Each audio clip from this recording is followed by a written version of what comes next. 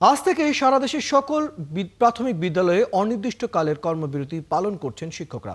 ফলে সারা দেশে প্রায় 65,000-এর বেশি বিদ্যালয়ে পাঠদান কার্যক্রম বন্ধ হয়ে গেছে। একই সঙ্গে কেন্দ্রীয় শহীদ মিনারে তাদের অবস্থান কর্মসূচি চলছে।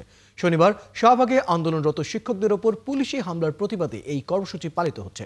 3 দফা দাবিতে কলম নিক্ষেপ কর্মসূচি পালনে আন্দোলনরত সরকারি প্রাথমিক বিদ্যালয়ের সহকারী শিক্ষকরা শনিবার শাহবাগে গেলে তাদের ছত্রভঙ্গ করতে টিয়ারশেল, সাউন্ড গ্রেনেড ও জল কামান ছোড়ে পুলিশ। এই সময় ওই এলাকার রণক্ষেত্রে পরিণত হয়।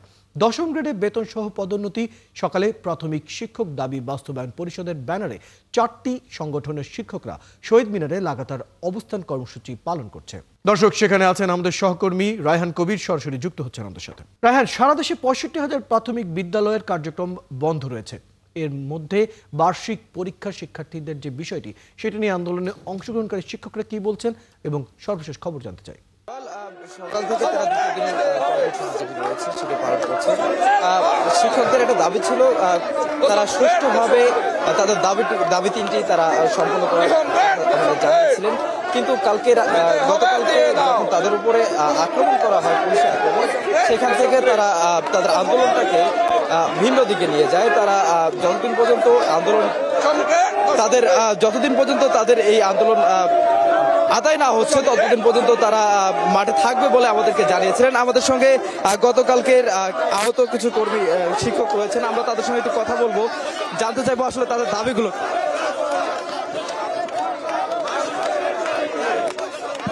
আমরা 3 দফা দাবিতে রাজপথে নেমে এসেছি। শিক্ষক তো আমাদের রাজপথে থাকার কথা না, আমাদের থাকার কথা আমাদের বিদ্যালয়ে। আমরা রাজপথে নেমেছি। বাংলার ইতিহাসে গতকালকে আপনারা সাক্ষী হয়েছেন এক জঘন্য, নির্মম, নিষ্ঠুর বর্বরতার। শিক্ষক জাতিকে নিষ্ঠুরভাবে আঘাত করা হয়েছে, বোমা মারা হয়েছে, রক্তাক্ত করা হয়েছে। তার প্রত্যক্ষ নিদর্শন আমি এবং আমার হাজবেন্ড। তারপর আমাদের আরো ভাইয়েরা রক্তাক্ত অবস্থা আছে। রক্তের দাবিতে আমরা এই রক্তের মূল্য সম্মান দিয়ে নিয়ে যাব। যতক্ষণ না আমাদের দাবি আদায় হবে আমরা রাজপথ ছাড়বো না। সারা দেশে আমাদের কর্মবিরতি চলছে। প্রয়োজনে আমরা বিদ্যালয়ে তালা ঝুলিয়ে দেব। আপনাদের কালকে উপদেষ্টা নতুন করে কিছু কথা বলেছিল যে আপনাদের দাবিগুলো তারা কিছুটা সমন্বয় করবে।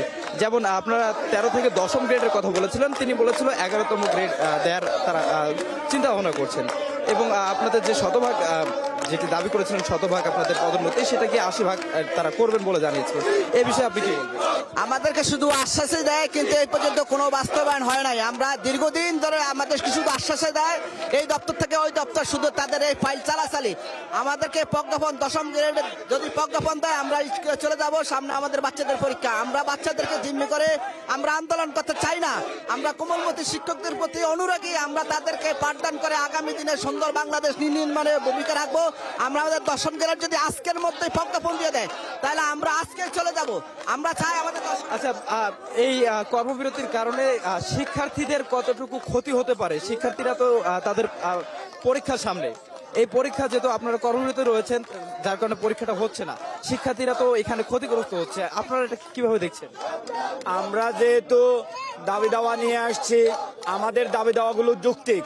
যদি সরকার আসলেই দেশের এবং শিক্ষার্থীদের কল্যাণ চাইতো, তাহলে গতকালকে আমাদের সাথে বসে একটা সমঝোতায় যেতে পারতো। আমাদের দাবি দাওয়াগুলো মেনে নেওয়া না নেওয়া সরকার আমাদের সাথে আলোচনা করতে পারতো। কিন্তু গতকালকে শিক্ষা উপদেষ্টা উস্কানিমূলক বিবৃতি দিয়েছে, আমাদের দাবিগুলো অযৌক্তিক, এবং পুলিশকে লেলিয়ে দিয়েছে। আমাদের প্রায় 200-র উপরে শিক্ষককে আহত করেছে এবং আমাদের দুইজন শিক্ষক গুরুতর অবস্থায় হাসপাতালে এখন ভর্তি। আমরা আমাদের যেমনটি আসলে শুনছিলেন, শিক্ষকরা যেটি বলছেন যে তাদের যে দাবিটা গতকালকে যেটি তাদেরকে বলা হয়েছিল 10ম থেকে তারা 11তমের জন্য কথা বলবেন, এটিকে তারা একটা মূলা ঝোলানোর মতো হিসেবে দেখছেন। এবং শিক্ষার্থীদের যে ক্ষতিটা হচ্ছে সেটিকে তারা পুষিয়ে দেওয়ার জন্য ভিন্নভাবে চিন্তা করবেন বলে জানিয়েছিলেন। এই ছিল সর্বশেষ শহীদ মিনার থেকে আমার কাছে। রায়হান কবির, আপনি খবর রাখতে থাকুন। আপনার মাধ্যমে আমরা জানলাম সেখানকার শিক্ষকদের মতামত এবং তাদের কার্যক্রমের সর্বশেষ খবর। দর্শক, আমাদের সাথে আমাদের সহকর্মী রায়হান কবির যুক্ত ছিলেন ঘটনাস্থল থেকে, যেখানে প্রাথমিক শিক্ষকদের দাবি বাস্তবায়নে সেখানে শহীদ মিনারে যে লাগাতার অবস্থান কর্মসূচি চলছে সে বিষয়ে সর্বশেষ জানছিলাম। এদিকে শনিবার 12টা 1 মিনিটে মোমবাতি প্রজ্বলন করে পুলিশি হামলার প্রতিবাদ জানায় আন্দোলনরত প্রাথমিক বিদ্যালয়ের সহকারী শিক্ষকরা। এ সময় গ্রেফতারকৃতদের মুক্তির দাবি জানানো হয়। শনিবার রাত 12:01 কেন্দ্রীয় শহীদ মিনারে এই কর্মসূচি পালন করে তারা। শিক্ষকদের অভিযোগ, তাদের শান্তিপূর্ণ আন্দোলনে পুলিশ আক্রমণ করলে আহত হন প্রায় অর্ধশত শিক্ষক। এছাড়া সেখান থেকে 5 জনকে আটক করা হয়। শনিবার বিকেলে শহীদ মিনার থেকে শুরু করা তাদের পদযাত্রায় বাধা দেয় পুলিশ। এ সময় ব্যারিকেড ভাঙার চেষ্টা করলে তাদের ছত্রভঙ্গ করতে সাউন্ড গ্রেনেড ও জল কামান ছোড়ে পুলিশ।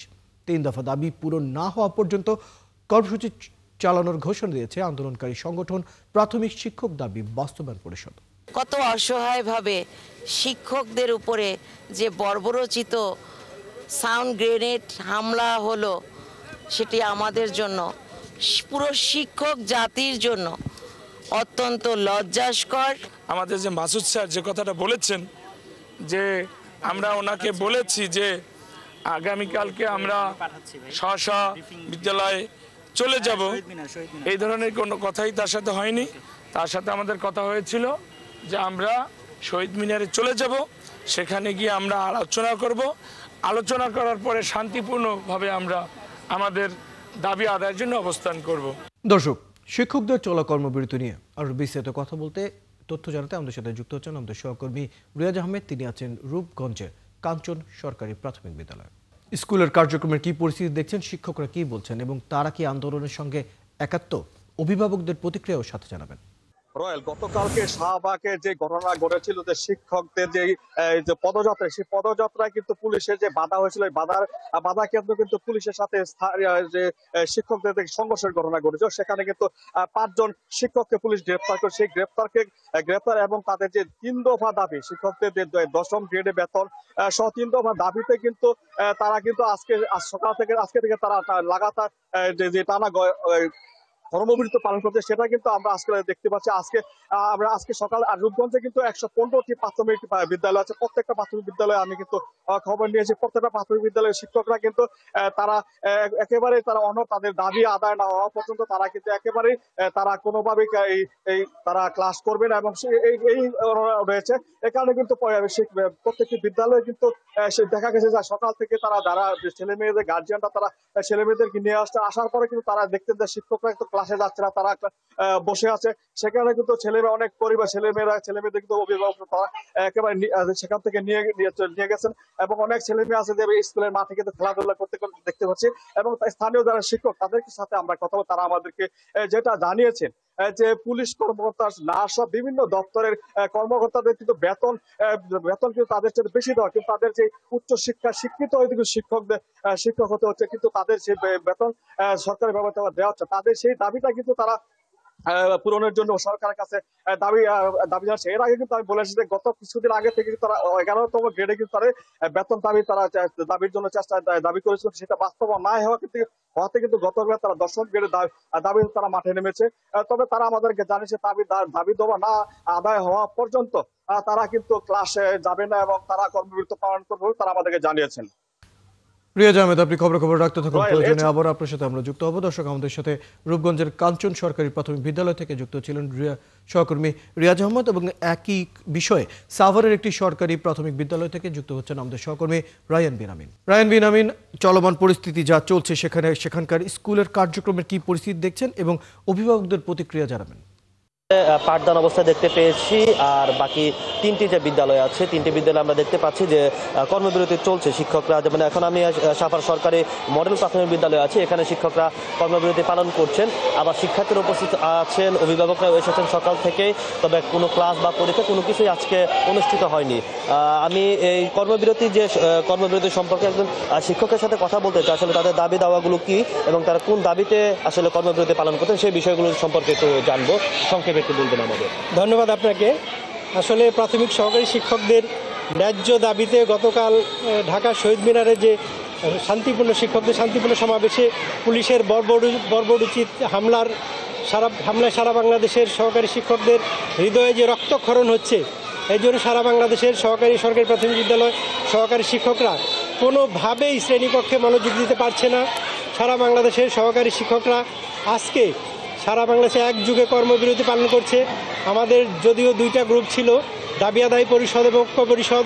গতকালকে দাবি আদায় পরিষদ শহীদ মিনারে শান্তিপূর্ণ সমাবেশ করতেছিল, সেখানে বাংলাদেশের পুলিশ সেই গত বছরের 5ই আগস্টের আগের যে পুলিশের ভূমিকা ছিল সেই ভূমিকা পালন করেছে।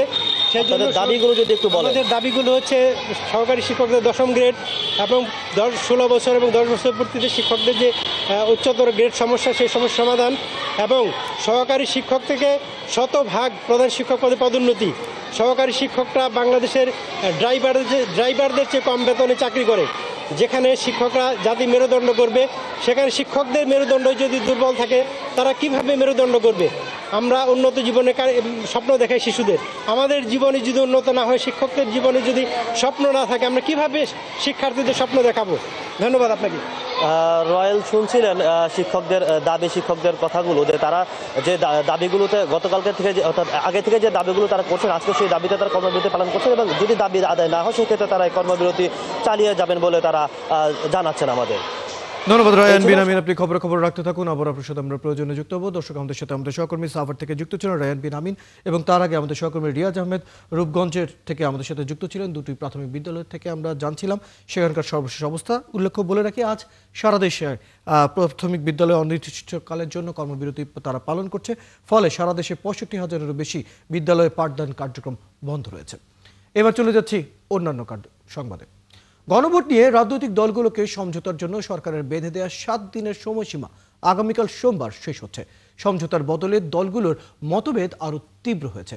ফলে শেষমেশ জুলাই সনদ বাস্তবায়নের বিষয়ে চূড়ান্ত সিদ্ধান্ত সরকারকে দিতে হবে। জুলাই সনদ বাস্তবায়নের বিষয়ে রাজনৈতিক দলগুলোর মধ্যে তীব্র মতভেদে 3 নভেম্বর উপদেষ্টা পরিষদের জরুরি সভায় দ্রুততম সময়ে অন্তর্বর্তী সরকারকে ঐক্যবদ্ধ দিক নির্দেশনা দেওয়ার আহ্বান জানানো হয়। রাজনৈতিক দলগুলো সিদ্ধান্ত দিতে না পারলে সরকার তার মতো করেই সিদ্ধান্ত নেবে। গত 6 দিনে বিএনপি বলয়, জামাত সহ দলটির মিত্র 8টি দল এবং জাতীয় নাগরিক পার্টির মধ্যে মতভেদ আরও তীব্র হয়ে সামনে এসেছে। এদিকে জামাত, ইসলামী আন্দোলন সহ 8 দল গণভোট সহ 5 দফা দাবিতে আগামী মঙ্গলবার ঢাকায় বড় সমাবেশ ডেকেছে। এদিকে ঢাকা, খুলনা, গাজীপুর, বগুড়া, নোয়াখালী সহ 15 জেলায় নতুন জেলা প্রশাসক ডিসি নিয়োগ দিয়েছে অন্তর্বর্তীকালীন সরকার। সাপ্তাহিক ছুটির দিন শনিবার মধ্যরাতে এই নিয়োগ দিয়ে জনপ্রশাসন মন্ত্রণালয় থেকে প্রজ্ঞাপন জারি করা হয়েছে। রাতে জনপ্রশাসন মন্ত্রণালয় 6 জন ডিসিকে অন্য জেলায় বদলি এবং উপসচিব পদ মর্যাদার 9 জন কর্মকর্তাকে 9টি জেলায় ডিসি দায়িত্ব দিয়ে আদেশ জারি করেছে। এর মধ্যে বরগুনার ডিসি মোহাম্মদ শফিউল আলমকে ঢাকায়, বাগেরহাটের ডিসি আহমেদ কামরুল হাসানকে নোয়াখালীতে, ভোলার মোহাম্মদ আজাদ জাহানকে গাজীপুরে, খুলনার মোহাম্মদ তৌফিকুর রহমানকে বগুড়ার ডিসি করা হয়েছে। প্রধান নির্বাচন কমিশনারের সঙ্গে বিজেসি, আরএফইডি ও বিবিসি মিডিয়া অ্যাকশনের প্রতিনিধি দল সাক্ষাৎ করবেন। এদিকে 16টি দেশি পর্যবেক্ষক সংস্থাকে নিবন্ধন দেওয়ার সিদ্ধান্ত নিয়েছে ইসি। এ সময় কমিশনের কাছে গণমাধ্যমের জন্য তৈরি নীতিমালায় প্রস্তাবিত সংশোধনীর কপি তুলে দেওয়া হয়। রোববার 12টায় এএমএম নাসির উদ্দিন কাছে এই নীতিমালা জমা দিতে নির্বাচন ভবনে যাবেন বিজেসি চেয়ারম্যান রেজওয়ানুল হক, সদস্য সচিব ইলিয়াস হোসেন, আরএফইডি সভাপতি কাজী জেবেল, সাধারণ সম্পাদক গোলাম রাব্বানি ও বিবিসি মিডিয়া অ্যাকশনের প্রতিনিধি দল। এর আগে এবছর 27 জুলাই সাংবাদিক বা গণমাধ্যম কর্মীদের জন্য নির্বাচন কমিশনের জারি করা নীতিমালা 2025 প্রত্যাখ্যান করে নির্বাচন কমিশন বিটের কর্মরত সাংবাদিকদের সংগঠন reporters forum of election and democracy RFED. এদিকে উপজেলা পর্যায়ে কর্মরত মাঠ পর্যায়ে 23 কর্মকর্তাকে বদলি করে প্রজ্ঞাপন দিয়েছে নির্বাচন কমিশন।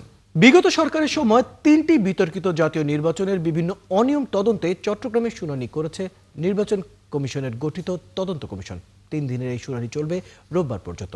শনিবার দ্বিতীয় দিনের শুনানিতে তৎকালীন রিটার্নিং কর্মকর্তা থেকে শুরু করে নির্বাচনের সঙ্গে জড়িতরা হাজির হয়ে কমিশনের মুখোমুখি হন, দেন বিভিন্ন প্রশ্নের জবাব।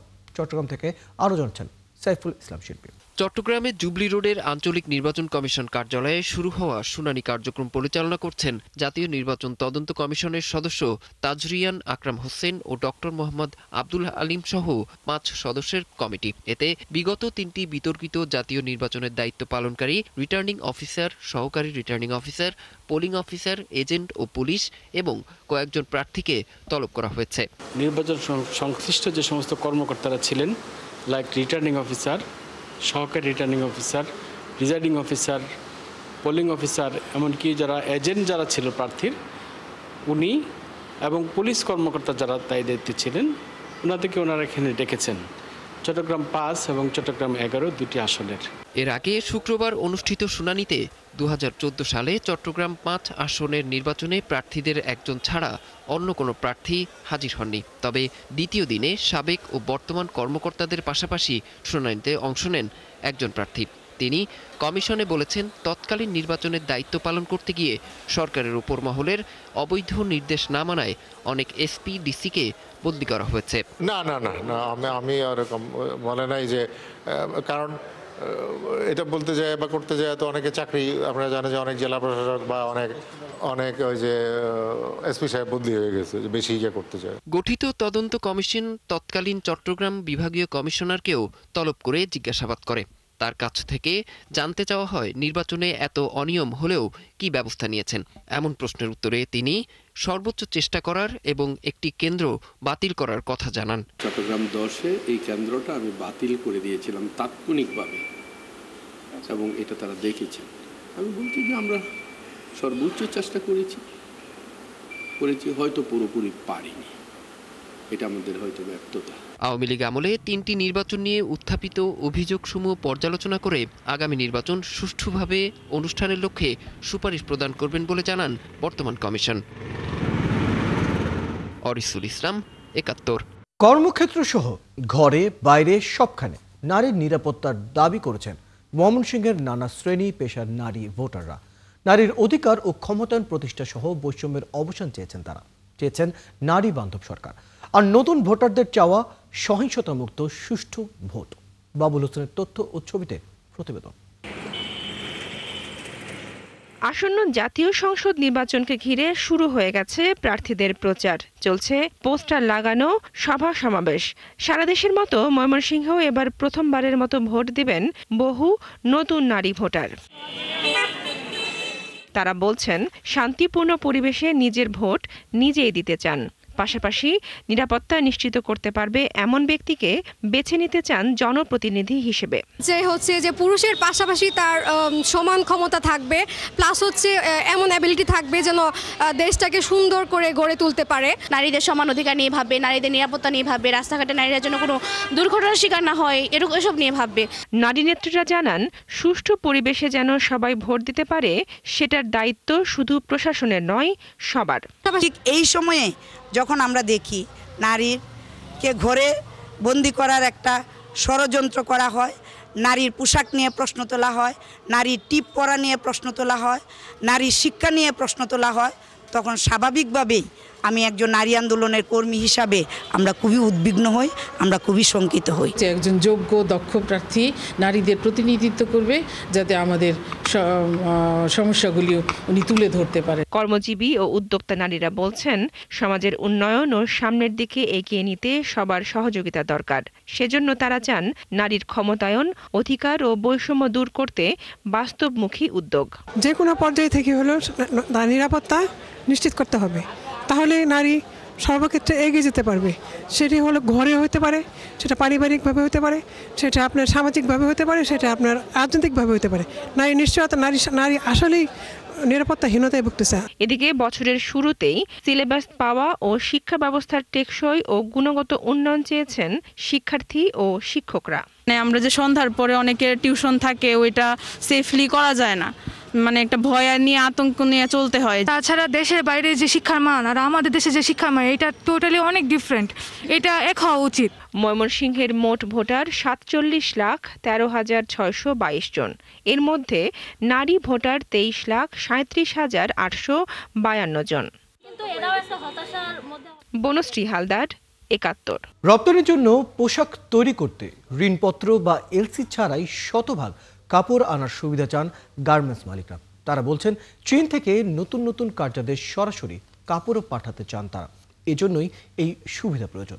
এভাবে 30 থেকে 50% পর্যন্ত কাপড় আনতে পারেন কারখানাগুলো। অবশ্য এতে ক্ষতি দেখছেন দেশীয় বস্ত্রকল মালিকরা। জাহিদুল ইসলামের প্রতিবেদন। বাংলাদেশ থেকে রপ্তানি হওয়া বেশিরভাগ পোশাকের কাপড় আসে ব্যাক টু ব্যাক এলসি বা ঋণপত্রের মাধ্যমে। তবে ক্রেতার চাহিদায় কিছু কাপড় বন্ডের মাধ্যমে এনে ফ্রি অফ কস্ট বা এফওসিতে সেলাই করে রপ্তানি হয়। গার্মেন্টস মালিকরা পান সেলাই খরচ। এই বছর মার্কিন বাড়তি শুল্কের কারণে চীনের অনেক গার্মেন্টস মালিক এফওসিতে কাপড় পাঠিয়ে বাংলাদেশ থেকে পোশাক সেলাই করিয়ে নিতে আগ্রহ দেখাচ্ছে। চাইনিজ এজেন্টরা আমাদেরকে এখানে অর্ডারগুলো দিচ্ছে, কাঁচামাল যেগুলো আছে প্যাকেজজাত করে আমাদেরকে ফ্রি অফ কস্টে দিতে যাচ্ছে। আমাদের দেশে যখন এই জিনিসগুলো আসছে আমাদের কিন্তু কোনো ধরনের লায়াবিলিটিস ক্রিয়েট হচ্ছে না দেশ হিসাবে। গার্মেন্টস মালিকদের দুই সংগঠন বিজিএমইএ এবং বিকেএমইএ বলছে এরই মধ্যে জাতীয় রাজস্ব বোর্ড এফওসির কোটা পদ্ধতি বিলুপ্তির সিদ্ধান্ত নিয়েছে। এটি কার্যকরী এখন প্রয়োজন আমদানি নীতির সংশোধন। কিছু কিছু বায়ারের আপনার নমিনেশন আছে, আপনার যে চায়না থেকে আনতে হবে, তাদের ফ্যাব্রিকগুলো ওখানে ডেভেলপ করা থাকে। প্রাইসে অনেক ডিফারেন্স, লিড টাইমে অনেক ডিফারেন্স। বায়ারের প্রাইস মিট না করলে তো এই অর্ডার অন্য দেশে চলে যাবে। তো আমাকে তো প্রথম গার্মেন্টসের অর্ডার বাংলাদেশে আনতে হবে। পোশাক খাতকে কাপড় সরবরাহ দিতে বস্ত্রকল মালিকরা প্রায় $23 বিলিয়ন বিনিয়োগ করেছে। তারা বলছেন এফওসিতে কাপড় তৈরি হলে মিলগুলো হুমকিতে পড়বে। আমরা এখন বিদেশ থেকে শুধু কাপড় এনে এখন শুধু স্টিচ করে দিব, ঠিক আছে, ভালো। তা আমরা এখন আমাদের যে মিলগুলো, লোকাল মিলগুলা, এগুলোর কি অবস্থা হবে? $12 বিলিয়ন আমরা কাপড় এখানে লোকাল মিলের জন্য করি। সেই কাপড় আমাদের এখন গত 1 বছরে কমে সেটা দাঁড়াইছে $7 বিলিয়নে। $5 বিলিয়ন আমরা লোকাল মার্কেট হারাইছি একমাত্র বন্ডের কাপড়ের জন্য। অর্থনীতিবিদরা মনে করেন নির্দিষ্ট কিছু সময়ের জন্য এফওসি অবমুক্ত করা যেতে পারে। সুযোগগুলো আমাদের এই জন্য কাজে লাগানো উচিত, কারণ আমরা এখন যতটা পারি আসলে এই বায়ারদেরকে ধরে রাখাটা একটা জরুরি দরকার। আমার অনেকগুলো গার্মেন্টস ফ্যাক্টরিও আছে যারা হয়তো কিছুটা ট্রাবলে আছে। এক্সপোর্টও যে অনেক বেশি আমার প্রবৃদ্ধি আছে এখন তা না। প্রতিযোগিতায় সক্ষমতা আনতে দেশি বস্ত্রকলগুলোর কৃত্রিম তন্তু প্রস্তুতে পরিকল্পনা নিতে হবে বলেও মনে করেন বিশেষজ্ঞরা। জাহিদুল ইসলাম, ৭১, ঢাকা। পুলিশ নিয়োগের অজুহাতে 2007 সালে 536 উপপরিদর্শক এসআই ও 221 জন সার্জেন্ট নিয়োগ বাতিল করে তৎকালীন সরকার। 5 আগস্টের পর নিয়োগ বাতিলে সেই আদেশ প্রত্যাহার ও চাকরিতে যোগদানের আবেদন করেন 330 জন। তাদের সেই আবেদন যাচাই বাছাই করে পুলিশ সদর দপ্তর, স্বরাষ্ট্র মন্ত্রণালয় ও আইন মন্ত্রণালয় সুপারিশ করে প্রধান উপদেষ্টার দপ্তরে। বিস্তারিত সাজিদ সরকারের প্রতিবেদনে। মোহাম্মদ আশরাফুল আলম পুলিশ অফিসার বাবার অনুপ্রেরণায় 2006 সালে সাব ইন্সপেক্টর পদের পরীক্ষায় সকল কার্যক্রম সম্পন্ন করেই উত্তীর্ণ হন। সে সময় তার বয়স ছিল 27 বছর। পুলিশে চাকরির পূর্ব শর্ত ছিল অবিবাহিত হতে হবে, সে কারণে তিনি বিয়ে করেননি।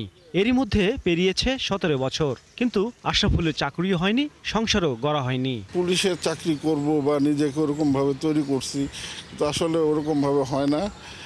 তারপরে সত্যি লজ্জার কথা যে বাসের সুপারভাইজারও করেছি আর কি। বাড়িতেই থাকি, মার দেখাশোনা করি।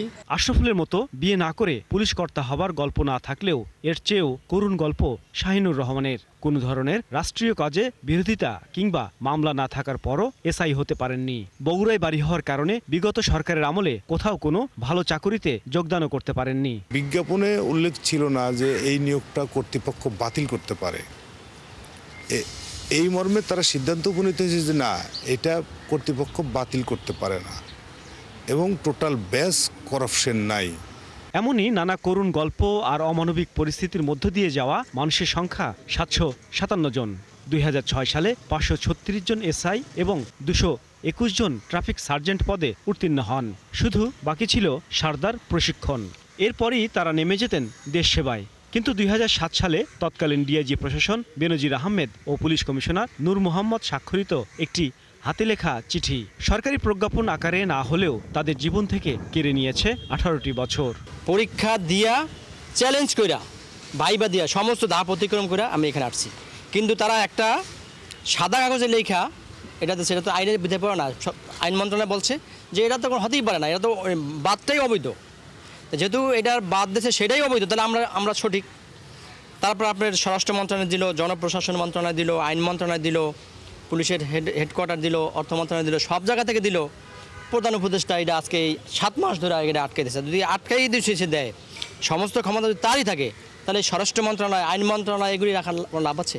আমরা খুব মানবতার জীবনযাপন করতেছি, যে মানবিকভাবে যে আমাদের বিষয়টা যাতে সুরাহা করে দেয়, প্রধান উপদেষ্টার কাছে আমাদের আকুল আবেদন। এরপর থেকে তারা বিভিন্ন সময় আন্দোলন সংগ্রাম করেছেন। শহীদ মিনারের সামনে মাসের পর মাস করেছেন অনশন। চাকুরি ফিরে পাওয়ার আন্দোলন করতে গিয়ে পুলিশের নির্যাতনের শিকার হয়ে জেলেও ছিলেন অনেকে। পাশাপাশি আদালতের দ্বারস্থ হয়েছেন অনেকবার, কিন্তু কোনো কিছুতেই ফ্যাসিবাদী সরকারের পুলিশ কর্তাদের মন গলেনি, এমনই অভিযোগ ভুক্তভোগীদের। বাবা হঠাৎ করে ওই সময় মারা যায়, মানুষের সেবা করবে, মানুষের পাশে দাঁড়াবে, কিন্তু এখানে সম্পূর্ণ অবৈধ প্রক্রিয়ায় আজকে ছেলের চাকরি হলো না। এই সংবাদ শুনে আমার বাবা এমনিই সে রোগে আক্রান্ত ছিল, সংবাদ শুনে সে ওই সময় 2006 সালে আমার বাবাকে হারিয়ে ফেলে। আমি 1/3 চাকরির জন্য নষ্ট করছি, চাকরি পাওয়ার জন্য পরিশ্রম করছি, 1/3 শেষ করলাম চাকরি অপেক্ষা করার জন্য। আর বাকি যে জীবনটুকু আমার আছে আমি চাই দেশের সেবা করার জন্য। আমার ফ্যামিলিতে আমি একমাত্র সন্তান, আমার কোনো ছেলে নাই। আমার বাবা মা স্বপ্ন দেখতো আমি পুলিশ অফিসার হব, আমার বাবা এই স্বপ্ন পূরণ হয়েছিল, বাট আমি জয়েন করতে পারি নাই। এই কষ্টে আমার বাবা স্ট্রোক করে পরে মারা গেছেন। সবাই কষ্টে আছি, সবাই আন্তরিকভাবেই কষ্টে আছি। আমি প্রধান উপদেষ্টার কাছে, আমাদের মাননীয় প্রধান উপদেষ্টার কাছে আমাদের আর্জি যে আপনি যেন অবশ্যই 757 পরিবারের কষ্টটা, দুঃখটা বোঝার চেষ্টা করেন এবং আমাদেরকে দ্রুততম সময়ে আমরা যাতে আমাদের নিয়োগটা ফেরত পাই। তবে 24-এর অভ্যুত্থানের পর আশার বাতি দেখতে পান তারা। সবাইকে না পেলেও 330 জন নিয়োগ বঞ্চিত এসআই স্বরাষ্ট্র উপদেষ্টার কাছে তাদের ঘটনা তুলে ধরে আবেদন করেন। পরে এক তদন্ত কমিটি গঠন করা হয়। সেখানে জানতে পারেন 2007 সালে দলীয় নিয়োগের দোহাই দিয়ে চাকরি বঞ্চিত করার কাগজটি ছিল অবৈধ। তারা কোনো অপরাধী নন। এরপরই তারা এক আত্মতৃপ্তি নিয়ে নতুনভাবে বাঁচার স্বপ্ন খুঁজতে থাকেন। গ্রামের মানুষ কিন্তু নানা ধরনের চিন্তা করে, হয়তো ভাবছে কোনো ধরনের ক্রাইম করছি বা খারাপ কিছু মন্তব্য করছে, পরবর্তীতে তারা বুঝতে পারছে যে না, আসলে এটা সবারই হয়েছে। তো এটা আমাদের সাথে আসলে একটা অমানবিক ঘটনা, এই ঘটনা বাংলাদেশের ইতিহাসে নাই। আমার বাবা আত্মশান্তি পাচ্ছে, আমার মতো 757 ফ্যামিলি যাদের বাবা নাই তারাও আত্মশান্তি যে না, মিথ্যা একটা অজুহাতে দিছে। আমার মা বেঁচে আছে, আমার মা যখন শুনলো যে আইন মন্ত্রণালয় দিল যে ওই আদেশটা অবৈধ ছিল, আমরা আসলে মজলুম, বঞ্চিত, আমাদের একটা মিথ্যা ব্লেম দিল। আমার আম্মা বলল আলহামদুলিল্লাহ, আমার মতো আমার ছেলে এবং 757 ছেলে তারা ন্যায় বিচার পেয়েছে। পুলিশ সদর দপ্তর সহ অন্যান্য মন্ত্রণালয়ের পক্ষ থেকে জানানো হয়েছে, এবার প্রধান উপদেষ্টা মতামত দিলেই এই নিয়োগ বাতিলের আদেশটি প্রত্যাহার করে পুনর্নিয়োগের বাকি কার্যক্রম শুরু হবে। যেইভাবে বিসিএস এর প্রতি ন্যায় বিচার করা হয়েছে, যেইভাবে জেলা এবং উপজেলা নির্বাচন কর্মকর্তা ন্যায় বিচার করা হয়েছে, যেইভাবে প্রাথমিক শিক্ষকদের ন্যায় বিচার করা হয়েছে, যেভাবে স্বতন্ত্র এফতেদায়ী মাদ্রাসার শিক্ষকদের ন্যায় বিচার করা হয়েছে, তেমনিভাবেও আমরাই বাংলাদেশের নাগরিক, উনি আমাদের অভিভাবক, উনি বাংলাদেশের অভিভাবক, উনি মাননীয় প্রধান উপদেষ্টা। আমরা বিশ্বাস করি এখনও আগামী 1 সপ্তাহের মধ্যেই উনি আমাদের এই বিষয়টি পুনর্বিবেচনা করে পুনর্বহালের মধ্য দিয়ে আমাদেরকে বাংলাদেশ পুলিশ বাহিনীতে যোগদানের মধ্য দিয়ে আমাদের খেটে খাওয়া পরিবারের যে সন্তান আমরা, আমাদের সেই অসহায় দুস্থ মানবতার জীবনযাপন করা আমাদের পরিবারের মুখে হাসি ফুটবে, আমাদের বাবা মার মুখে হাসি ফুটবে, এই বিশ্বাস আমরা মাননীয় প্রধান উপদেষ্টার কাছে রাখতেই চাই। জীবন থেকে হারিয়ে যাওয়া এতগুলো বছরের কষ্ট আর গ্লানি ভুলে চাকুরি ফিরে পাওয়ার মধ্য দিয়ে পরিবারের মুখে হাসির অপেক্ষায় এই মানুষগুলো। সাজিদ সরকার, 71, ঢাকা। দর্শক, চলছে সংবাদ সংযোগ। সরাসরি সংবাদ অনুষ্ঠান দেখতে চোখ রাখুন 71-এর ফেসবুক পেজে এবং সাবস্ক্রাইব করুন 71-এর ইউটিউব চ্যানেলে। 71-এর সাথে থাকুন।